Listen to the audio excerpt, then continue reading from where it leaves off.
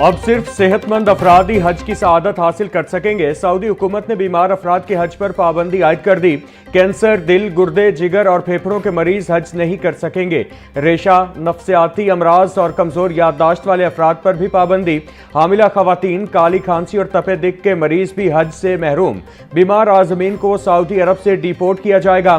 Deportation के अखराजात मरीज को खुद अदा करने होंगे। जाली मेडिकल सर्टिफिकेट देने वाले डॉक्टर्स के खिलाफ कार्रवाई होगी।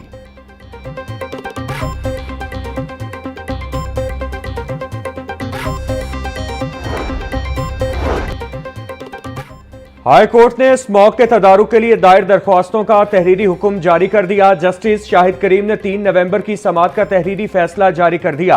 तहरीरी फैसले के मुताबिक महकमा स्कूल एजुकेशन से ट्रांसपोर्ट से मुतालिक रिपोर्ट तलब। वासा की रिपोर्ट के मुताबिक लाहौर में पानी की सतह हर साल 0.8% कम हो रही है। पंजाब के तमाम अजला में लाहौर में सबसे ज्यादा पानी की सतह कम हो रही है।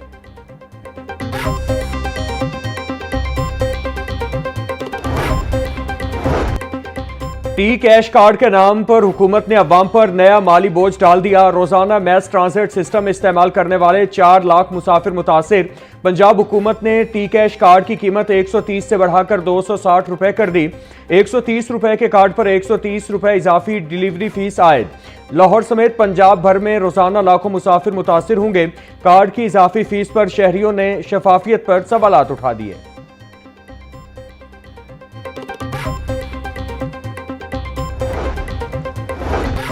पंजाब पब्लिक सर्विस कमीशन का शफाफियत, मेरिट और इंसाफ पर मबनी बड़ा फैसला। पीपीएससी ने मेरिट के तयन में तालीमी नंबरों का वजन खत्म कर दिया। भर्ती के अमल में सिर्फ पीपीएस से इम्तिहानी कारकर्दगी और इंटरव्यू की बुनियाद पर मेरिट तय होगा। तहरीरी इम्तिहान के नंबरों की शरह में इजाफा कर दिया गया। रिसर्च और नॉन क्लिनिकल तजर्बे पर इजाफी नंबर देने का सिलसिला खत्म। नए इस्लाहती इक़दामात 1 जनवरी 2026 से नाफिजुल अमल होंगे।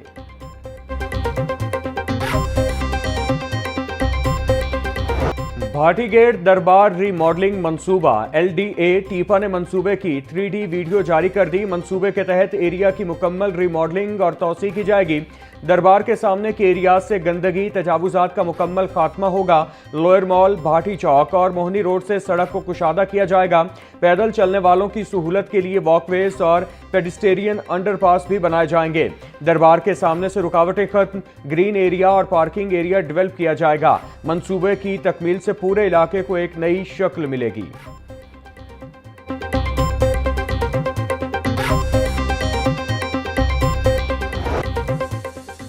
लाहौर दिन भर आलूदगी के लिहाज से दुनिया का दूसरा आलूदा तरीन शहर रहा। दिन के औकात में लाहौर का AQI 306, शाम में 161 रिकॉर्ड किया गया।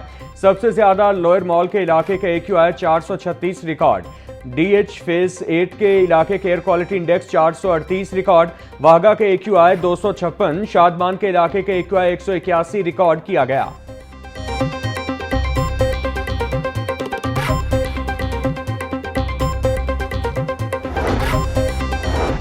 मखलूत तालीम की इजाज़त नहीं। पंजाब एजुकेशन फाउंडेशन ने आउटसोर्स स्कूलों को पाबंद कर दिया।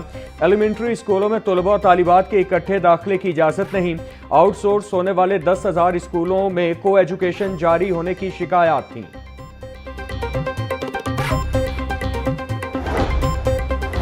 महकमा गैर रस्मी तालीम में मुस्तकिल भर्तियों का फैसला। महकमा गैर रस्मी तालीम में 221 मुस्तकिल भर्तियां की जाएंगी।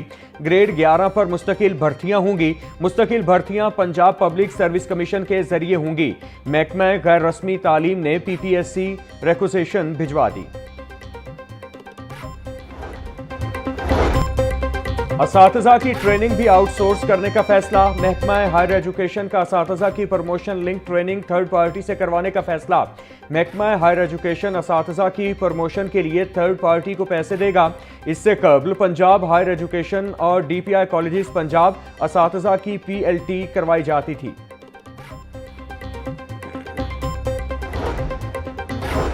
पैक्टा ने गलतियां दूर करके तरमीम शुदा स्मार्ट सिलेबस दोबारा जारी कर दिया। फिजिक्स, केमिस्ट्री, हिसाब और कंप्यूटर साइंस में मुतादिद गलतियां की गई थी।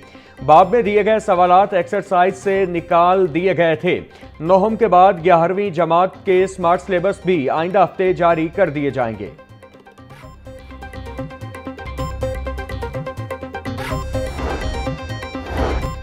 पाक चीन तालीमी ताउन के फरोग का मंसूबा। चीनी स्कॉलरशिप काउंसिल ने पाकिस्तानी तलबा के लिए स्कॉलरशिप्स का ऐलान कर दिया। पाकिस्तानी तलबा को चीनी यूनिवर्सिटियों में आला तालीम हासिल करने के लिए 75 स्कॉलरशिप्स फराहम की जाएंगी। 35 बैचलर, 25 मास्टर्स और 15 PhD स्कॉलरशिप्स फराहम की जाएंगी। HEC ने अहल उम्मीदवारों से दरख्वास्तें तलब कर ली। दरख्वास्त जमा कराने की आखिरी तारीख 5 जनवरी 2026 है।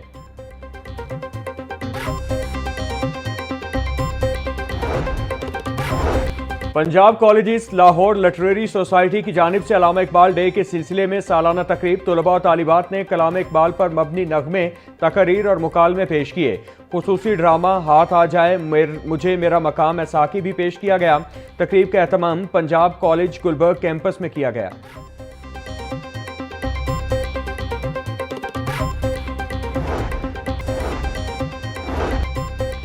बच्चों को वालिद के खिलाफ उकसाने वाली मां के खिलाफ दावा दायर। फैमिली अदालत में बंद रोड के रिहायशी सुल्तान अहमद की जानिब से दावा दायर किया गया। दरख्वास्त गुजार के मुताबिक अदालती हुक्म के बावजूद मुझे बच्चों से मुलाकात नहीं करने दी जाती। अदालत ने बच्चों की मां को तलब करते हुए समाअत 21 नवंबर तक मुलतवी कर दी।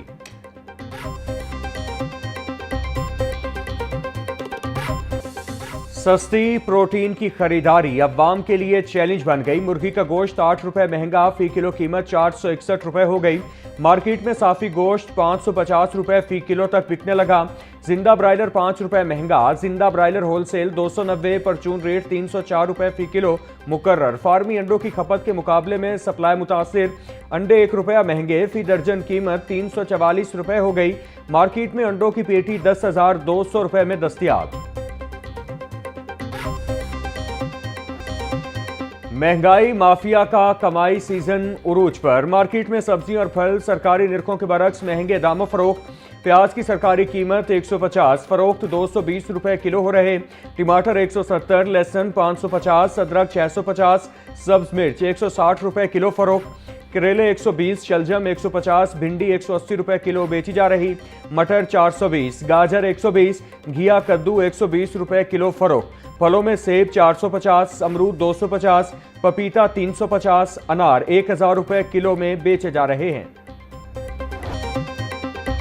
सर्दी शुरू होते ही ड्राई फ्रूट्स की दुकानों पर रौनक बढ़ने लगी। खुश्क मेवाजात की कीमतें फिर अवाम की पहुंच से कोसों दूर।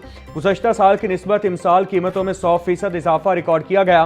बादाम, पिस्ता, काजू, अंजीर, अखरोट, सोने के भाव फरोख्त हो रहे हैं। दुकानदारों ने भी महंगाई के बाइस गाहक न होने का शिकवा कर दिया।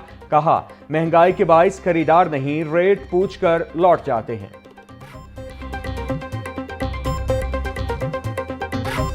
कोई भी चीज़ जब महंगी होती है ना तो उसकी फ़रोख्त पे असर पड़ता है, क्योंकि आम आदमी की पहुंच से वो सौदा दूर हो जाता है। इसी तरह ड्राई फ्रूट का भी हिसाब है कि आम आदमी की पहुंच से आहिस्ता आहिस्ता दूर होता जा रहा है। बात यह है कि हालात मुल्क के देखे जाएं तो कारोबार में फ़र्क है, ख़रीदने वाले बहुत कम हैं तो फसलें बहुत ज़्यादा बढ़ी हुई हैं। मुनफरिद लबो लहजे के शायर, नामवर अदीब और दानिश्वर जॉन एलिया की 23वीं बरसी आज मनाई जा रही है।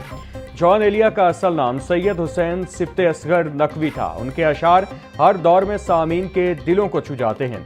बेपनाह अदबी खिदमात पर हुकूमत पाकिस्तान ने उन्हें 2000 में सदारती तमगा बराए हुस्ने कारकर्दगी अता किया। जॉन एलिया 72 बरस की उम्र में तवील इलालत के बाद 8 नवंबर 2002 को इस दारे फानी से कूच कर गए। अपनी मुनफरिद शायरी की बदौलत वो अदबी हलकों और मद्दाहों के दिलों में आज भी जिंदा हैं।